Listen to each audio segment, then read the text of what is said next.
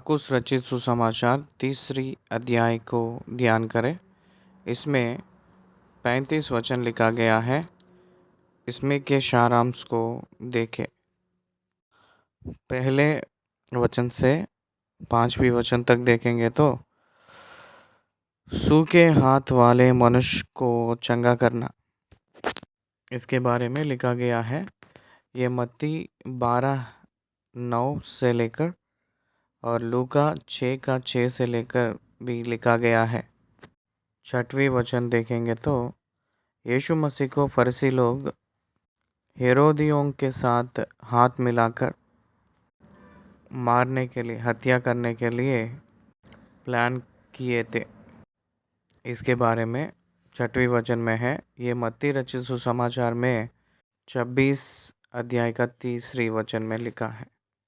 7वीं वचन से लेकर 12वीं वचन तक बहुत भीड़ उनके पास आकर उनके पीछे हो लेना और चंगाई पाना।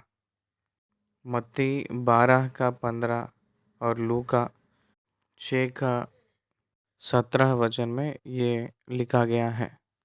13वीं वचन से लेकर 15वीं वचन तक देखेंगे तो 12 प्रेरितों के बारे में, 12 प्रेरितों को सेवकाई के लिए अलग करके, पवित्र करके, प्रतिष्ठित करके भेजा गया है। मत्ती रचित सुसमाचार 10वीं अध्याय पहली वचन, लूका रचित सुसमाचार 6वीं अध्याय 12वीं वचन से ये विवरण दिखती है। 16वीं वचन से लेकर 19वीं वचन तक 12 प्रेरितों के नामों के बारे में यहाँ देख सकते हैं। 12 प्रेरितों के नाम यहाँ लिखा गया है। मत्ती रचित सुसमाचार 10वीं अध्याय उसका 2री वचन में और लूका रचित सुसमाचार 6वीं अध्याय उसकी 14वीं वचन में हम देख सकते हैं। प्रेरितों के काम 1 अध्याय का 26वीं वचन में भी हम देख सकते हैं। और आगे बढ़ेंगे तो 20 और 21 वचनों में यीशु मसीह और उनकी कुटुंबियों, परिवार, यीशु मसीह ने पागल हो गया है, उनकी दिमाग काम नहीं कर रहा है कहकर, उसी को शुद्ध हिंदी में ऐसा लिखा गया है कि उसका चित्त ठिकाने नहीं है कहकर उसको ढूंढे थे यीशु मसीह को। इसके बारे में विवरण मत्ती 12 और 46 वचन, यूहन्ना 10:10-20 हम लोगों को स्पष्टीकरण किया जा रही है। वैसे ही आगे देखेंगे तो 22वीं वचन से लेकर 27 वचन तक देखेंगे तो फरीसी पवित्र आत्मा के विरुद्ध दुष्ट बातों को बोलना। मत्ती 9:24 और मत्ती 9 अध्याय का 34 वचन और लूका 11:15 ये विवरण है। 28वीं वचन से लेकर 30वीं वचन तक देखेंगे तो जो क्षम नहीं होता है, प्रायश्चित नहीं होता है, उस पापों के बारे में वर्णन किया गया है। यहाँ मत्ती रचित सुसमाचार 12:31 वचन में भी इस विवरण दिखती है। 31 वचन से लेकर 35 वचन तक देखेंगे तो यीशु मसीह ने न्यू स्टैंडर्ड ऑफ रिलेशनशिप, नया संबंध, माता और उसके भाई लोग जब आए थे तब यीशु मसीह ने कौन है मेरे माता, कौन है मेरे भाई लोग कहकर जो परमेश्वर कहा गया था, वो बातों के बारे में यहाँ दिखाई पड़ती है।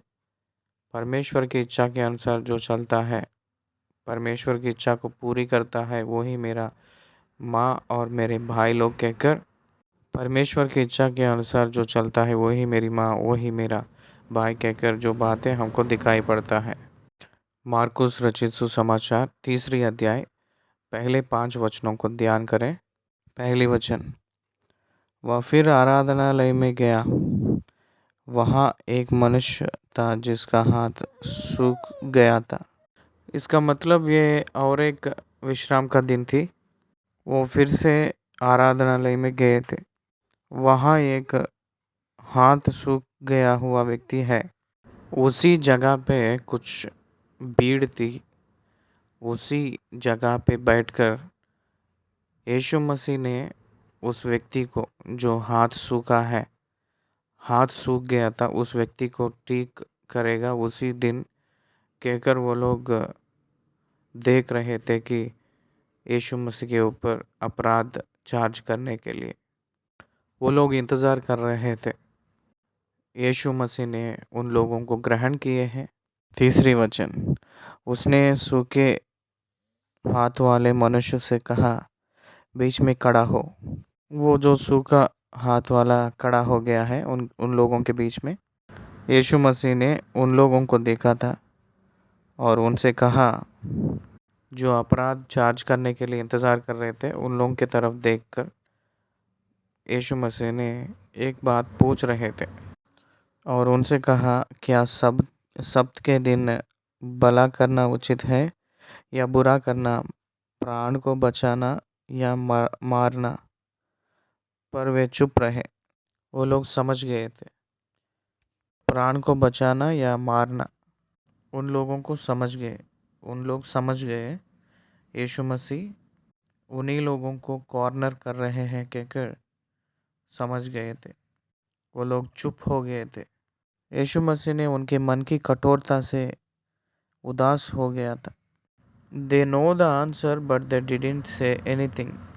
उन लोगों को उत्तर पता है लेकिन वो लोग उत्तर नहीं दिए थे। प्राण को बचाना उचित है, प्राण को रक्षा करना धर्म है कहकर वो लोग जानते हैं। भला करना धर्म है कहकर वो लोग जानते हैं, लेकिन उन लोगों के हृदय कठोर हैं।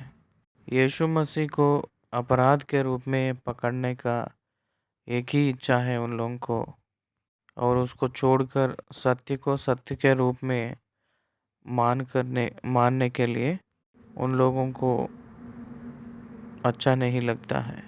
इसलिए वो लोग चुप हो गए थे। लेकिन यीशु मसीह बहुत दुखित हुए थे। चारों तरफ क्रोध से देखे हैं। वो जो सूखा हाथ वाला व्यक्ति को आपके हाथ बढ़ा कहकर वो सूखा हाथ वाला हाथ को बढ़ाया था, वो तुरंत ठीक हो गया। क्या आप ध्यान दे रहे हैं? तो करना क्या है? वैसे उनकी वचन से, उनकी बात से ठीक करने वाला यीशु मसीह को आज्ञाकारिता होना चाहिए ना। उन लोगों को अंगीकार करना चाहिए था। अंगीकार नहीं किए थे और आज्ञाकारिता नहीं हुए थे और क्या कर रहे थे? और वो लोग हेरोदियों के पास जाकर उनको नष्ट कर डालेंगे तो ठीक है कहकर वो लोग योजना बना रहे थे यीशु मसीह को नष्ट कर डालने के लिए। उन लोगों के कठोर हृदय उन लोगों के पापों को दर्शा रही है। उन लोगों के हृदय में हत्या करने का सोच रहने का कारण उनकी कठोर हृदय। 7वें वचन से हम लोग देखेंगे तो यीशु मसीह के पास बहुत भीड़ आई थी। चेले लोगों के साथ समुद्र के किनारे गए थे। यीशु मसीह ने गलील से एक बड़ी भीड़ उसके पीछे हो लिए। यहूदियों और यरूशलेम और यहूदी हदूमिया और यॉर्दान के पार और सूर और सैदा और आसपास से एक बड़ी भीड़ यह सुनकर कि वह कैसे अचंभे का काम करते हैं उसके पास आए। भीड़ आकर देखने लगे थे। तब यीशु मसीह ने उसने अपने चेलों से कहा, भीड़ के कारण एक छोटी नाव मेरे लिए तैयार रहे ताकि वे मुझे दबा ना सके, क्योंकि उसने बहुतों को चंगा किया था। इसलिए जितने लोग रोगग्रस्त थे उसे छूने के लिए उस पर गिर पड़ते थे। अशुद्ध आत्माएं भी जब उसे देखती थी तो उसके आगे गिर पड़ती थी और चिल्लाकर कहती थी कि तू परमेश्वर का पुत्र है। और उसने उन्हें बहुत चिताया कि मुझे प्रकट ना करना। यीशु मसीह के पास जितने भी लोग आए थे वो सभी लोग ठीक हो गए थे। यीशु मसीह चंगा कर सकता है। यीशु के पास जो भी लोग आते हैं चंगाई पाते हैं। यीशु मसीह किसी को डिसअपॉइंट नहीं किए थे, सभी को चंगा किए थे। दुष्ट आत्मा जिसके अंदर थी उन सारे लोगों को छुड़ाए थे, छुटकारा दिए थे। दुष्ट आत्माओं को आज्ञा दिए थे, उनकी आइडेंटिटी को बाहर मत रखना कहकर बहुत चिताया कि मुझे प्रकट ना करना कहकर आज्ञा दिए थे। 13वीं वचन, वो पहाड़ के ऊपर बैठकर उनकी पसंद लोगों को यानी जिन्हें वो चाहते हैं उनको पास बुलाए थे। उन लोगों को अधिकार दिया था, सुसमाचार को प्रचार करने के लिए उन लोगों को भेजे थे। 12 लोगों को नियुक्त किए थे। उन लोगों के नाम पढ़ रहा हूँ 16वीं वचन से। शामोन जिसका नाम उसने पतरस रखा, पतरस कहकर जो नाम यीशु मसीह ने रखे थे, पतरस का अर्थ ये आता है कि पत्थर। जबदी का पुत्र याकूब और याकूब की भाई यूहन्ना, इन दोनों को भी एक नाम रखे थे, बोअनर्गिस अर्थात गर्जने का पुत्र रखा था। अंद्रियास और फिलिपुस और बर्तलोमिया और मत्ती और तोमा और हल्फाई का पुत्र याकूब और तद्दई और सामोन कानानी और यहूदा इस्करियोत जिसने उसे पकड़वा भी दिया। पूरा 12 लोग हैं।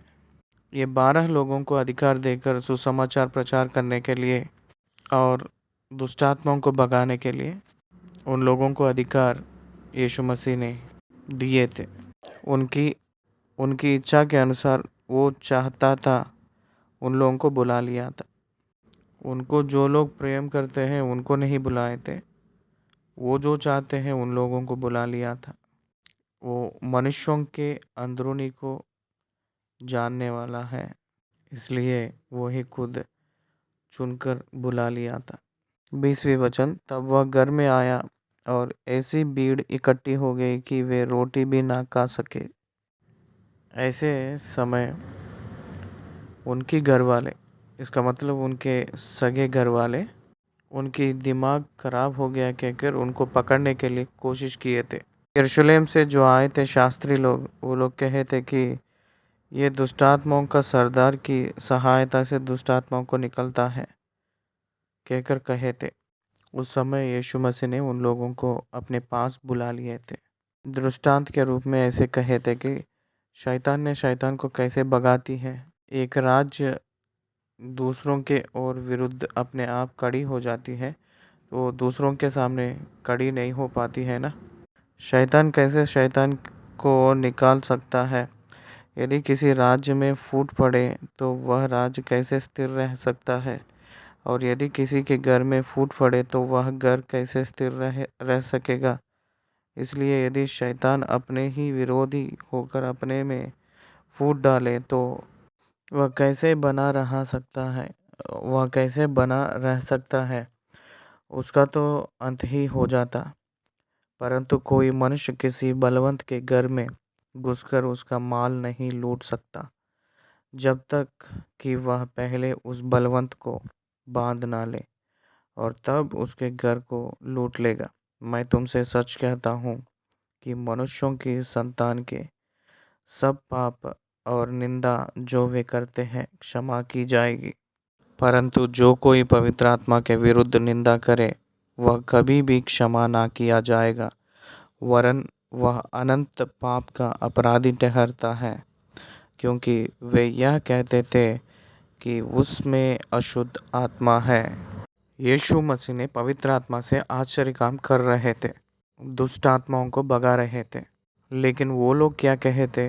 वो लोग ये कहे थे कि बेएलजेबुल शैतान का सरदार से ये दुष्ट आत्माओं को भगा रहे हैं कहकर कह रहे थे। पवित्र आत्मा को वो लोग इनकार किए थे और दोष ठहराए थे। पवित्र आत्मा के विरुद्ध निंदा करे तो वो कभी भी क्षमा ना किया जाएगा कहकर यीशु मसीह ने कहे थे, क्योंकि पवित्र आत्मा के वजह से ही यीशु मसीह को मसीहा कहकर अपनाते हैं। पवित्र आत्मा कबूल करवाए तो ही एक व्यक्ति मैं पापी हूँ कहकर जान सकता है। इसलिए पवित्र आत्मा को अगर निंदा करेगा तो कोई भी पापी वो अपने आप को पापी हूँ कहकर पहचान कर ग्रहण करने की मौका नहीं है। इसलिए यीशु मसीह ने आत्मा के विरुद्ध जो निंदा क्षमा ना की जाए पाप के रूप में डिक्लेयर किए थे। 31वें वचन से लेकर 35वें वचन तक। तब उसकी माता और उसकी बाई आए और बाहर खड़े होकर उसे बुलवा भेजा। आपकी माता और उसके भाई, आपकी माता और आपके भाई आपको बुला रहे हैं, वो लोग बाहर खड़े हैं कहकर बोले थे। वो कह रहे थे मेरा माता और मेरा भाई कौन है। न्यू रिलेशनशिप के बारे में बात कर रहे थे। फिजिकल रूप में, भौतिक रूप में ब्लड रिलेशन थे वो लोग, खून की रिश्ता था। लेकिन यीशु मसीह ने कह रहे हैं वो लोग कौन है। जो उसके आसपास बैठे थे दृष्टि करके कहा, देखो मेरी माता और मेरे भाई ये है, क्योंकि जो कोई मेरा परमेश्वर की इच्छा पर चले वही मेरा भाई और बहन और माता है। He is establishing a new relationship. आत्मा के संबंधित वाले ही रिश्ता संबंध वालों से भी महान लोग हैं कहकर सिखाए थे। यहाँ 35वें वचन में हम लोग एक प्रमुख विषय को समझना चाहिए। उद्धार पाए हुए लोगों को अपने भाई के रूप में उद्धार पाए हुए लोगों को प्रथम स्थान देना है। हम लोग भौतिक संबंध के जो खून के रिश्ता संबंधित लोगों से भी ज़्यादा प्रामुख्य रूप से यीशु मसीह के लहू में छुटकारा पाए हुए लोगों को प्रामुख्य रूप में हम लोग जानना चाहिए। इसलिए ये 35 वचनों को हम लोग पढ़ लिए। इस 35 वचनों में यीशु मसीह की प्रसिद्ध बढ़ गया था। यीशु मसीह ने उन्होंने परमेश्वर के पुत्र कहकर अपने आप को प्रकट किए थे।